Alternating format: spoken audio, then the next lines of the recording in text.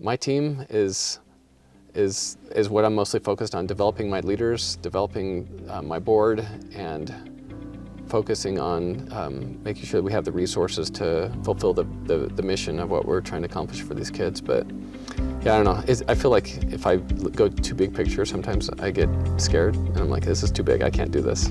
So I just do what's next and it seems to work out. I just trust that God will do his job. I'm just here to help. Hey guys, this is Give Us It Podcast. We are up in the mountains and this is your host, Wes Israelson. Now, if you want to be a part of something special, you want to talk ergonomics, economics, business, and life, this is your chance. We highlight your business, your challenges, your sessions, and or the things that have made you succeed in life. So if you want to be a part, this is your chance. Yes, we're up at the Kiln Cabin. I've got a special guest, Kent. I got to meet Kent. I'm going to go through kind of a little bit of what that is, but I'm going to have him detail it, because when you meet someone who's really interesting, who's been through a lot of life, a lot of business, a lot of charity work, and helps children across the world, it's pretty amazing. So Kent, I'm just going to have you introduce yourself and the company name and what you do. So my name is Kent White. I am the Executive Director, CEO of the Child's Hope Foundation. I've been working with the organization since 2003. I was a volunteer for most of those years, and then in 2018 the board asked me to come on full-time and run it. And so I left my other consulting work and came to that full-time. So 6 years now I've been doing this almost full-time. That's awesome. What you said 2003. That was, I'm going to date myself, that was the year I graduated. But with that said, what passion for volunteering, especially for the Child's Hope Foundation, what started that? I got so my mentor growing up started this organization, and he invited me to get involved as a volunteer. And I was doing phone sales at the time, selling stock market education. And I was just involved with very materialistic guys.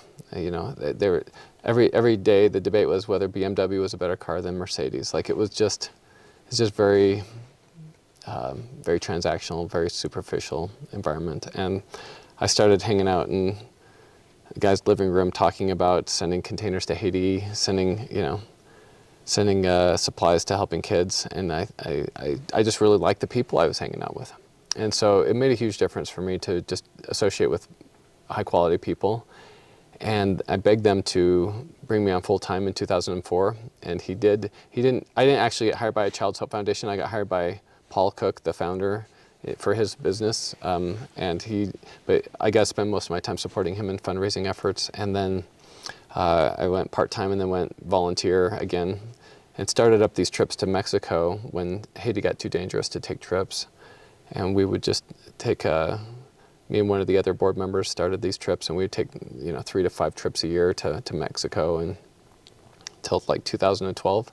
And then Kevin Clegg got involved and he's like, hey, we need to do more trips. This is such an amazing, he did like 4 trips in the year. Like his kids just kept wanting to go back and connect with these kids. And so I said, I can't take more time off. I've got to make a living. And so he's like, well, I'll host some trips. And I said, you don't even speak Spanish. You can't host trips. And he's like, I'll figure it out. And he did fine. We went from 4 trips to 7 trips, and I thought it was going to kill me because I didn't have any processes. Nothing was documented. It was just hard to grow from like everything being in my head and in our organization. And so we went to 7 trips, and then we did 12 trips, and I stopped going on every trip. I hosted every trip for like 6 years or so. And then, this last year, I think we did 42 trips. I hosted 1. Like, I don't know anything that happens anymore, I actually have a saying, the less I know, the more we grow. So the reality is if you don't turn things into processes so that other people can do them, then you can't grow.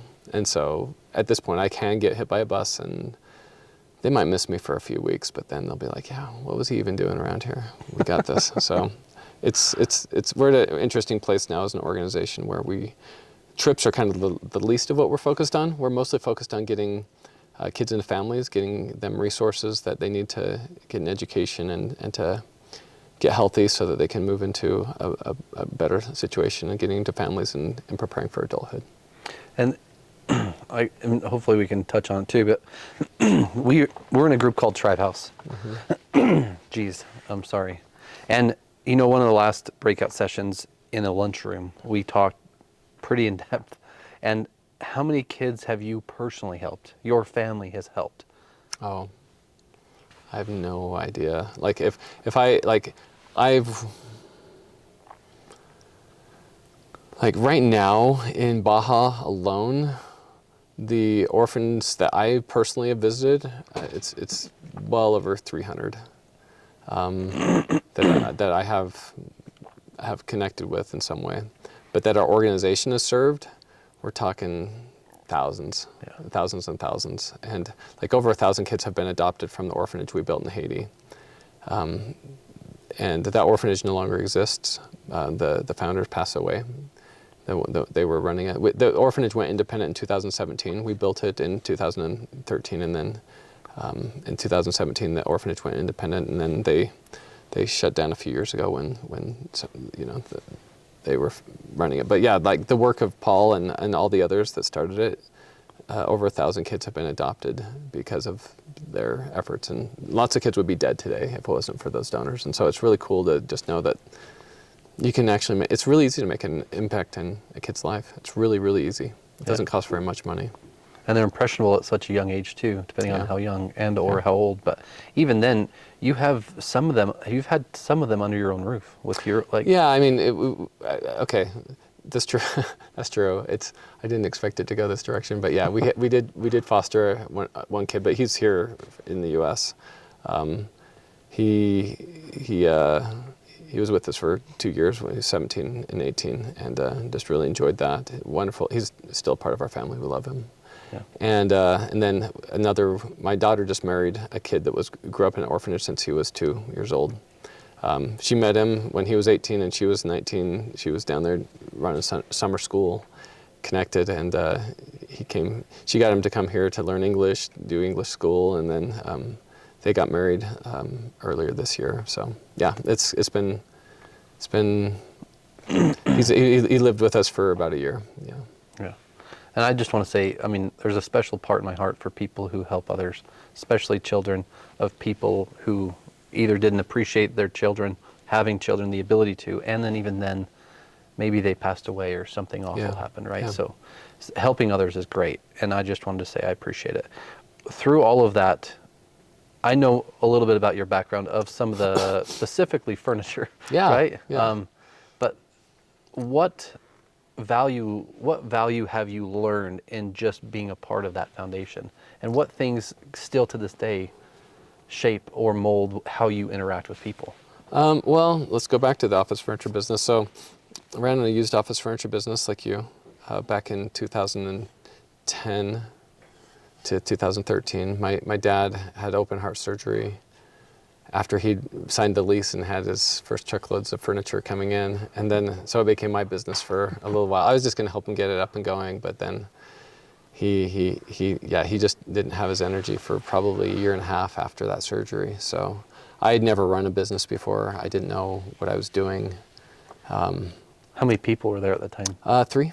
There were 3 of us to start off with, and two full-time people and 1 part-time. Eventually we hired a bookkeeper, but I was doing all of it at the beginning, and I was terrible at doing all the pieces. And then eventually we started partnering with other people and got some more individuals involved. And what I recognized is, like, our delivery guy was like saying, hey, you need to talk to this person and solve this problem. And then this other person would be like, hey, you need to talk to this person. And I'm like, why is everybody coming to me? Why can't you just talk to each other and solve your own problems, right? That was it's like, why does everything have to come through me? And so I vowed that when I moved to running and then I actually got into small business consulting after that, because I'm like, this culture issue is so important, and these communication issues are so important, and like I just don't know how to help people run good teams. And so I picked up several books. One was my favorite book probably is The Advantage by Patrick Lencioni. He's written a lot of books like The 5 Dysfunctions of a Team or Death by Meeting. Those are some of his popular books. But his philosophy just really helped me solidify like what kind of an organization I wanted to run, where culture is is actually important. And I just decided that I was not going to tell people what to do. I was done with that that life of like where I have to be in control and I have to tell everybody. And I've still struggled with control issues over the years for sure. But I think that that's been the biggest lesson for me is how do you foster a culture where people actually talk to each other and solve their own challenges without coming to you. In fact, just probably a year ago, I have probably 30 individuals that work within a Child's Hope Foundation. A bunch of them are part-time, a bunch are volunteers, and some are paid staff, and a lot of them are remote. So like I've got like four or five people, 4 people in Baja, had one in Africa, have a couple in North Carolina, one in Kentucky, one in Florida, All over. one in California. You know, like I've got team members all over the place, and then half my team is like, well, I'm gonna be in Asia this next month. I'll work from there. Like it's just like whatever, just get your work done. And so people come and go in that culture, and so communication is really, really important in that kind of environment. And what we're finding is that we get together for management coordination meetings, and there's all these process issues being brought up. And I don't know, but like a year ago, I'm like, why are we even talking about these things? Why can't they just talk to each other and solve their own problems? And they're like, we should have a tactical managers meeting. So all the people that are like the project managers of their little departments for the programs team, the finance team, the trips team, they all get together. And now we have nothing to talk about anymore because they're all solving their own problems. And it's like, oh, why did we ever have to have them bring them issues up to us in the first place, and then we tell them what to do instead of them just solving their own processes, you know, the handoffs between departments and then getting out of the way. And that was transformational for us. Like we literally get together for an hour every other week now, and we just talk about policy level stuff, but process issues, we don't even know what's going on anymore because we're just directing, you know, but the people that are doing the work, they get it done now. So that was like the big lesson for me is just like, how do you get out of your own way? Like I said, the less I know, the more we grow. And I found that that's true. Now, it doesn't mean that it's not documented anywhere or that it's in somebody's head, but documentation is actually a huge part of our growth, and just making sure that people know how to find the answers to their challenges. You know, in one of our last episodes, Brian Pope was on, he kind of talked about the idea of the top-down mentality versus the culture up mentality, or helping the team understand what the goal is, right? And it sounds like you have worked that, and it's been proven to not just work, but flourish in a way too. Well, I mean, we still have lots of disagreements. We still fight about what the way it should look or the way it should be, but usually it's without too much personal, you know, ego involved. But yeah, it's like the best ideas on how usually comes from the bottom. The best ideas on where usually come from the top, because when you're involved in seeing the whole big picture, you actually can say that's the mountain we need to climb. And that's really hard for somebody that's in like the bookkeeper to be like, you know what, this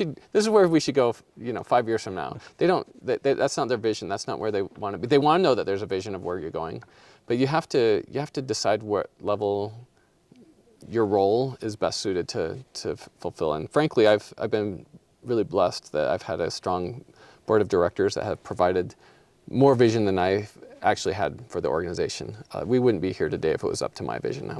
I'd still be doing 4 trips a year. You know, like I had very little desire to grow this into something that could be a force for good in the world. I just wanted to, you know, keep it alive, but I had no desire to like ever run it. So it's been interesting to run an organization that I wanted to run it because I didn't want anybody else to run it that would do a worse job. But at the same time, I'm like, there's people that will do a better job than me. You know, someday when I retire, somebody else is going to do a much better job and take it to where it needs to go.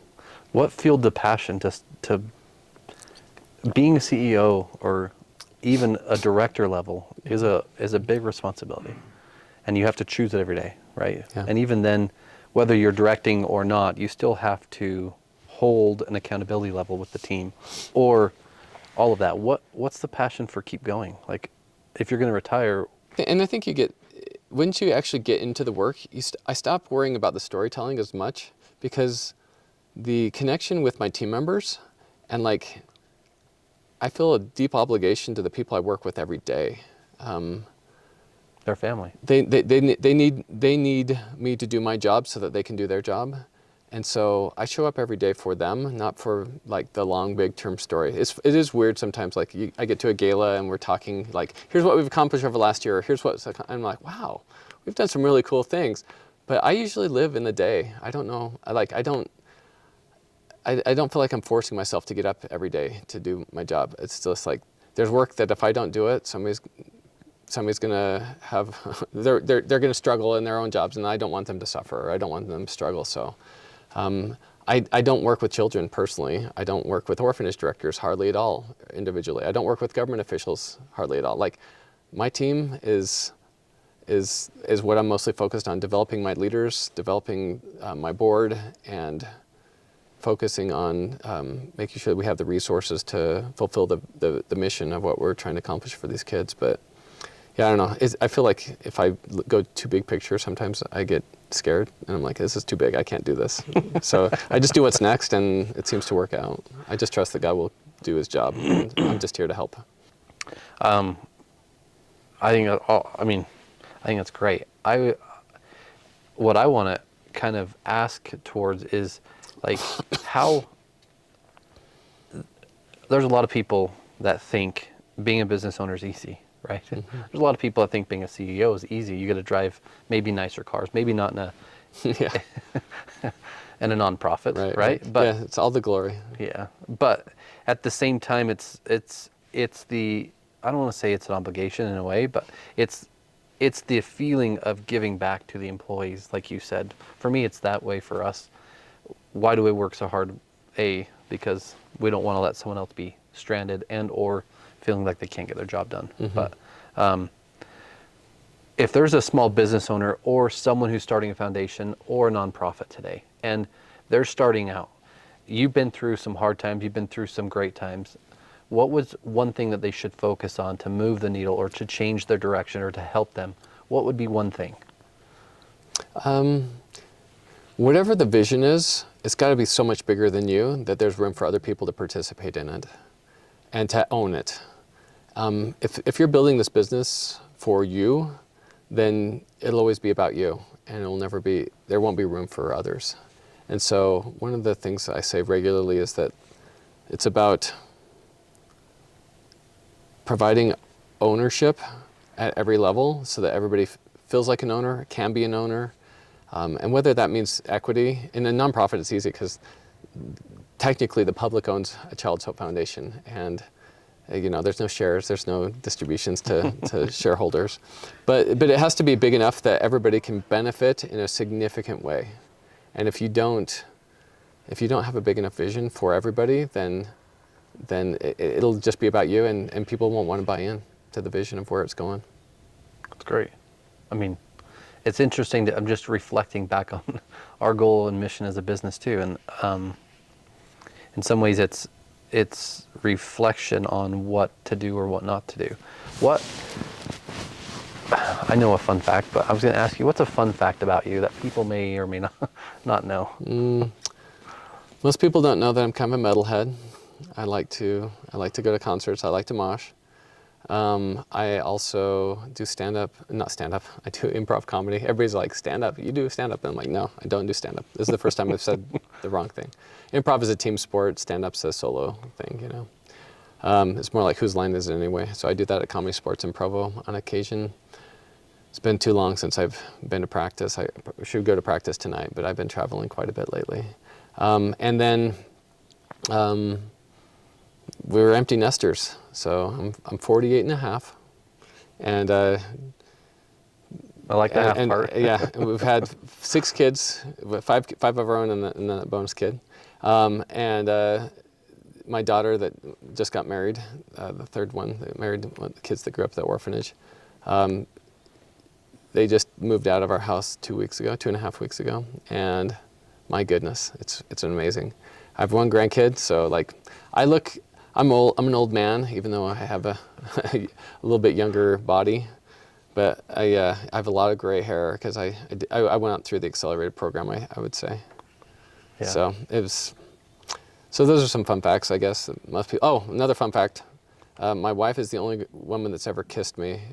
Not because I didn't want to get kissed by other girls, but nobody else wanted to. So we've been we were each other's first kiss and only kiss, and so yeah, we don't know what the world has to offer yet. So so far so good. Let's hope that. Well, how hope many that we years can have stay you guys together. been married? Is a better I question. got married in '97.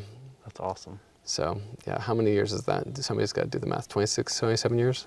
Yeah, 27 years. Yeah, that's. I mean, I think it's great because the next question I'm going to ask is based on those 3 or 4 items you talked about. A business owner today, or someone starting a business, or someone who's struggling, and they don't prioritize their family, but they prioritize the business. What would you say to that? Well, I don't know how to. I mean, I wouldn't consider myself a good example. I neglected my family in a lot of ways, and I would say that most people do. And so, but I do believe in quality time over quantity time. I mean, without some quantity, there is no quality. But I think if you were to ask my kids today, like, what did I do that made us have a good relationship? Because I have a great relationship with all of my kids today. We've struggled a lot with one of our kids for a while, and was able to repair that relationship recently. And if I were to say, like, we had date nights where I would take the kid out, do whatever they want. We do it like once a week. I'd rotate between kids. So like every Thursday night, different kid. So and not every Thursday night works. So I'd get through one kid every two to 3 months, you know? But the fact that I was able to spend that time with them, and then just being with them in holidays and having family, and then family dinner, like those traditions. But I wasn't around for a lot of Saturdays. I wasn't around to go to all their school things. I didn't do all the things. But I did. I made enough time for one-on-one interaction where it wasn't about me. It was about whatever they wanted to do, and I think that worked for us. So yeah, I don't know. Every circumstances are slightly different. Yeah. But my wife, for the most part, raised our kids with some support by me. But I wouldn't say that I was as involved as she would have liked. And especially, yeah, I was just trying to make ends meet for so many years. Like we got poorer every year for the first 10 years of our marriage. Like we lost money. Like we bought a house, and then it's like, well, we bought a house 20 years ago, and we finally owe less on the house than we paid for it. Like last year we finally, after all the refinancing and the loans and all the other things. So like, you do a lot of entrepreneurial endeavors, you're gonna learn a lot, and you're gonna make some mistakes, and that's just life. And I don't know that I would do it any differently, because I'm wired to take lots of risks and to do dumb things and hard things. Other people have a lot lower tolerance for risk, and I haven't been as lucky as some people have been. But I don't feel like I've sacrificed my family for my ambition over the last 10 years. I did make some shifts over the last 10 years that have helped me refocus on that. So, good question. I wish I was more resolved in that than I am. But I mean, it's important because it's relative. Like whether you're watching or listening, it doesn't really matter. If you find yourself in that same position, you're just scratching, or you're trying to claw just to get ends meet, just to be able to do what you're currently doing, and you're never home. You do your part to also realize that you're doing a great part for your family, but just spend the time too with the people that matter. Yeah. Whether it's raising and or creating this organization to grow it, to help many other children all over the country who would never have ever been helped. Yeah. And that was one benefit, is like my kids have been going on these trips with me since my son was a newborn. He's 18 now, but it was a big deal for our family to have those experiences together, and to connect as a family, and to serve and work together. So that was always significant opportunities. I bring the kids around with us once a year, and I would go the other times without them. But yeah, that's a big deal. Now, you got into the furniture world, you said 2010. Yeah. Because of what happened. 2009 is like right around there, and then 2010 really got going. And the housing market crashed in 2008, right? So there was a big shift anyway. I remember those years because I was working in the furniture world too then. But what did you like about furniture? Did you like anything? That's a great question. The thing, here's the hard things about furniture. It's heavy, it's big, and it's hard to move. Like it's hard to do furniture as a job. I liked the physical nature of it for my body. Like I was in better shape for sure when I was doing furniture. But what I did love about the furniture was there's an aesthetic, there's a feeling of beauty that you get to enjoy when you're in that space. Because the business that you're in and that I was in was in a quality space where you're dealing with great manufacturers like Steelcase, like Herman Miller and Knoll and a lot of these great American companies, as well as some German companies and some high quality, high manufacturing capability. And so like to see the difference in like that seat versus like a home chair. A home chair, the fabric or the leather is made to be sat in twice a day, whereas you're in a regular office chair, you're getting up and down in it 30, 40 times a day. So like side chairs last forever because of that. And so like just seeing the quality just lasts for decades a lot of the time. And just being a part of like high quality furniture and just appreciating craftsmanship was always really inspiring to me. I really loved that part of it, and being able to explain to people why going to IKEA is not going to deliver the same kind of experience for them long term. Like just you get what you pay for, investing in quality is important, all that kind of stuff. I enjoyed that. I enjoyed educating people on the space and the market. And so that was a lot of fun. And I did like working with clients. I learned that I do love sales. I do love communicating and connecting with people. But I was not a good fit for that industry because I came to it without knowing the industry. I was an installer. I was a delivery guy as a kid, but I didn't understand, how to price things. I didn't understand, how to source. And my dad knew all that stuff. But when he wasn't there for the first year, I made a lot of mistakes. I lost $50,000 here, $20,000 there, $70,000 there. It's just like, all these lessons that you learned. But I was, I feel bad for my dad because it was his retirement that was squandered on my education. But I loved many aspects of the industry for a long time. And you started, like you said, I believe that coming from an installation side first is much more valuable than just dumping into furniture. So I think there's some value there that may have also helped. But you started from literally ground zero, day one, trucks, furniture showing up. Yeah, we're in a shared warehouse with some other company. You grew it to $1 million or $2 million? No, it was just $1 million. Yeah, Child's Hope is a $2 million a year organization. But yeah, the first year we did like $250,000 in sales, and I'm like, we're gonna die. We're never gonna make it. It was just, I was paying myself $2,000 a month. It was just so hard to make ends meet. And then we moved to a better location in American Fork where we were right off the freeway and people could see us as they were driving by. And then we went to like 750,000 in sales that next year. So from 250 to 750, and figuring out our marketing is everything. And it took us we thought radio worked 10 years previously when my dad was working, and radio was nothing. It was not good at all. But KSL Classifieds was a huge opportunity for banner ads there, and I'm sure you're doing a lot there too. And just figuring those pieces out, like not knowing where to advertise, not knowing how to reach your customers to get the word out.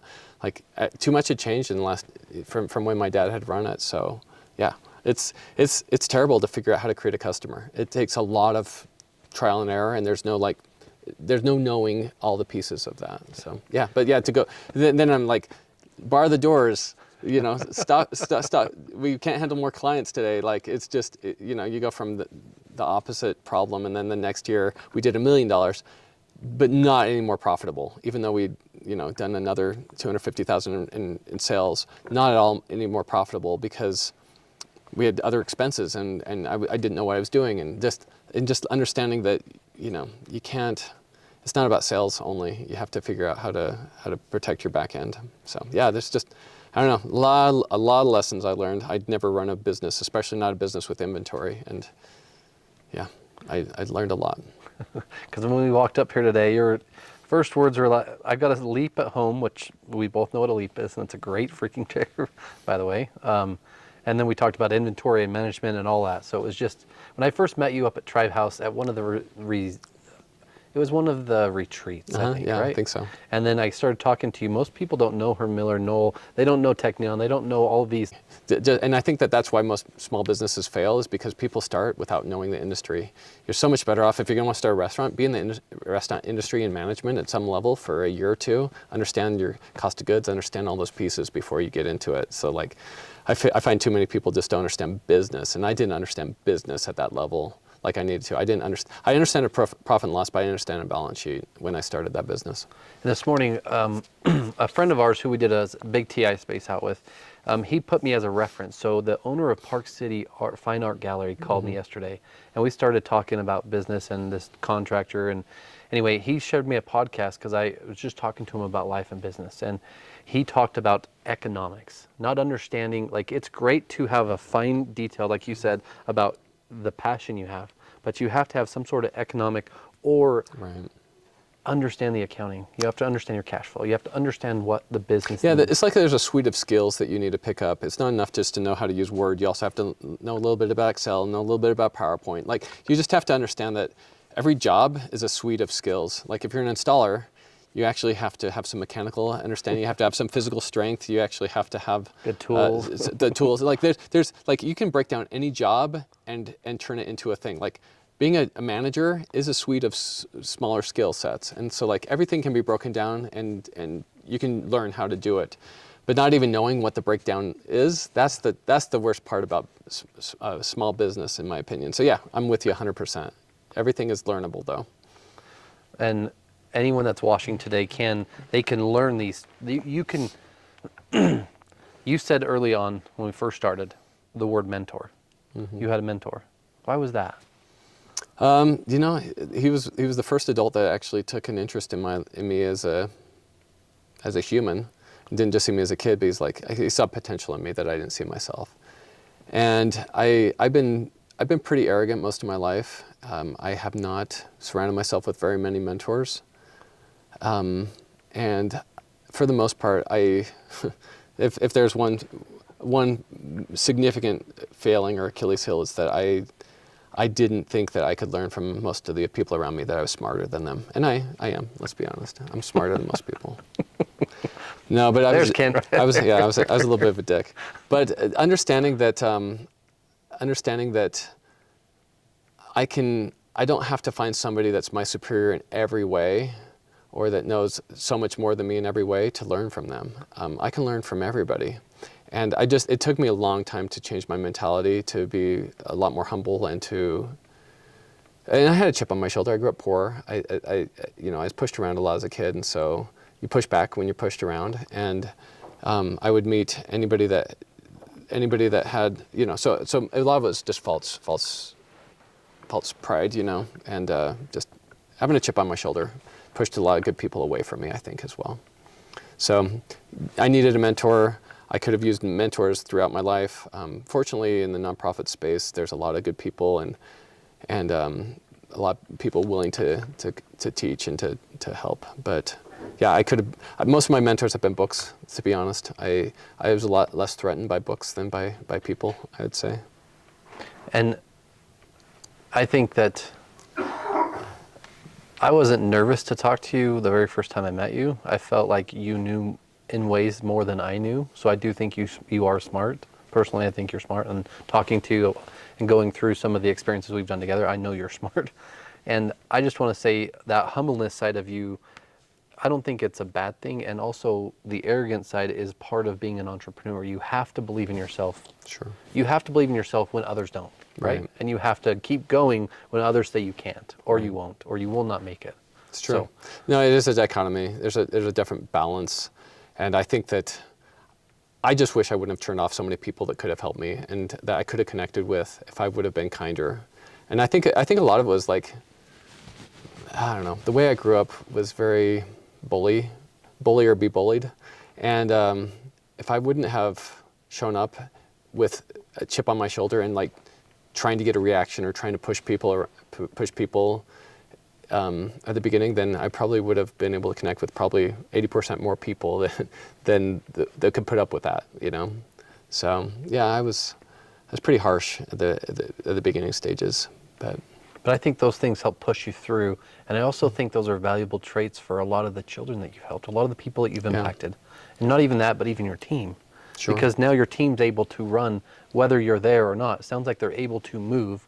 Now you have to certainly do things, right? But it sounds like you've built people to be independent. For sure. Too. Yeah, like that's probably, if there's one feeling I have, is that I also try and surround myself with people that can build. And so when people actually show up wanting a job, I'm just like, figure it out. And they're like, but tell me what to do. And I'm like, look, you're a smart person. And what I've actually realized is people have different strengths, and it's okay not to have the ability to conceptualize and build a job. Like I think I was reading one report that said 8% of the population are entrepreneurial and can actually build in that way. And the other 92% really do just want jobs. They want to do a job and be good at it every day and not like have to reinvent it all the time. And I'm excited to reinvent stuff. I'm excited to innovate. And after a certain time, people are like, enough already. Can we just settle on what is our message? What's our email going to be? Like just even 2 weeks ago. It's like, okay, we're going to send a text message out. And every day I would change the script. They're like, okay, what should we send for the text? And I'm like, okay, how about this? And they're like, great. And then I'd be like, next day, well, how about this? You know, and they're just like, can we just go with something? And, you know, and I think that's my flaw and also my strength, you know? Oh, and yeah. so just understanding that everybody needs to shine in their strengths, and how do I create an environment where people with different strengths can all collaborate and work together? Because you need some people that just want to be doers. You want some people that just want to set up the work and help everybody run their thing the same every day. You want some people that are builders that can actually architect and build and do new things that have never existed before. But you can't have you need all of them to run a business. And I prefer to work with people that can build. That's my energy. That's what gives me energy, and it sucks my energy to work with people that want very specific, detailed jobs. So finding people that are a little bit more like those other people that can still work with me, like that's been tricky. And I think every business owner knows what I'm talking about. Yes. I was going to say, Alex probably knows exactly how you feel, or not how you feel. She knows how we are talking because she feels that side. Because I like the creativeness and think, let's do this. And then she's like, whoa, stop, please. Yeah. Just please. Yeah, like our vision is what we'd like to accomplish can never move as fast as the people that have to implement it, right? And so we're always impatient and they're always exasperated. And so like, it's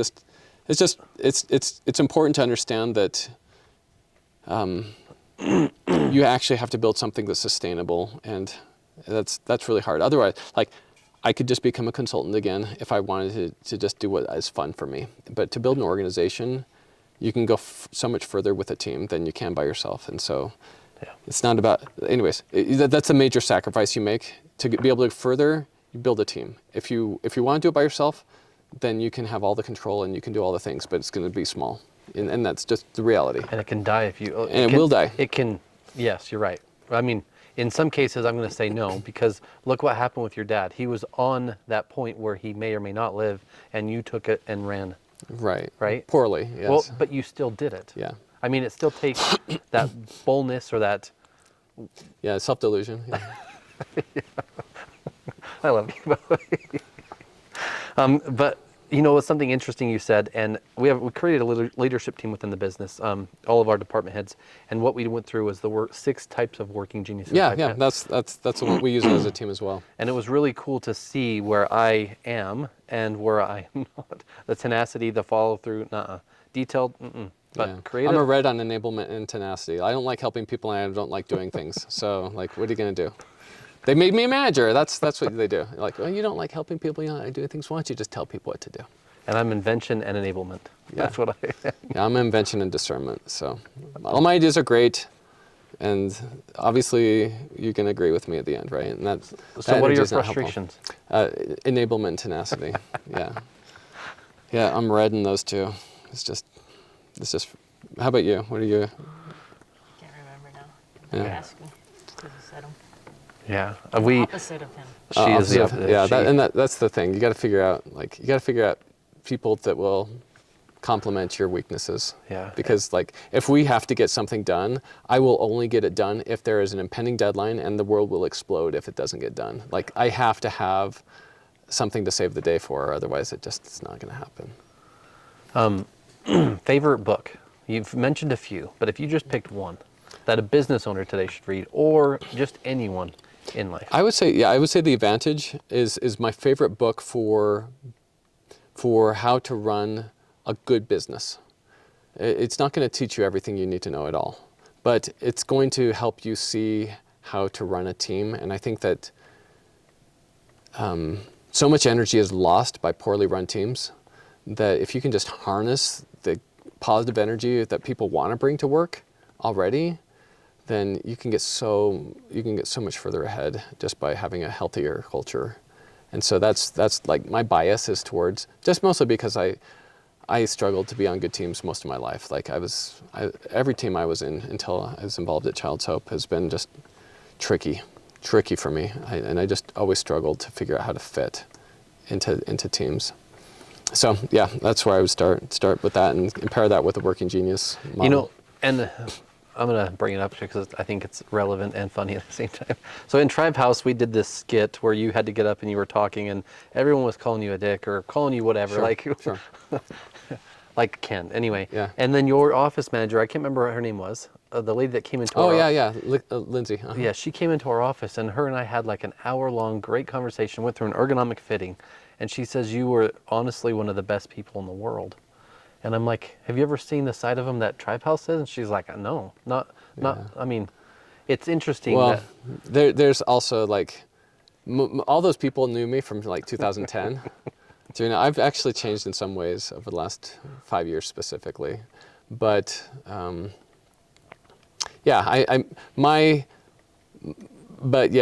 do like to play, and I do like to play hard with people, joking and teasing, and I can get profane sometimes. And I find that being funny used to be my highest value. Like humor is really important as a kid. Like if you can be funny, you don't get hit.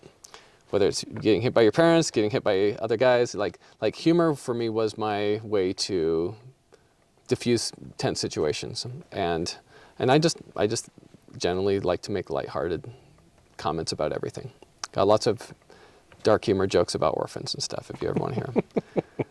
But maybe next episode. Right. Yeah. It's like my sense of humor is dark and it's weird, and humor was a big thing. But there was a point I remember there was a woman I was working with, and I remember driving to work one day. I'm like, God, and I was just talking to God as I'm driving. I'm like, God, it's almost like I have to decide whether I should be funny or be more loving, you know, because she doesn't think I'm funny at all. Like the one person at work doesn't even think I'm funny at all. Like thinks my sense of humor is dumb. And I'm like, man, that's the only thing I have to work with, you know?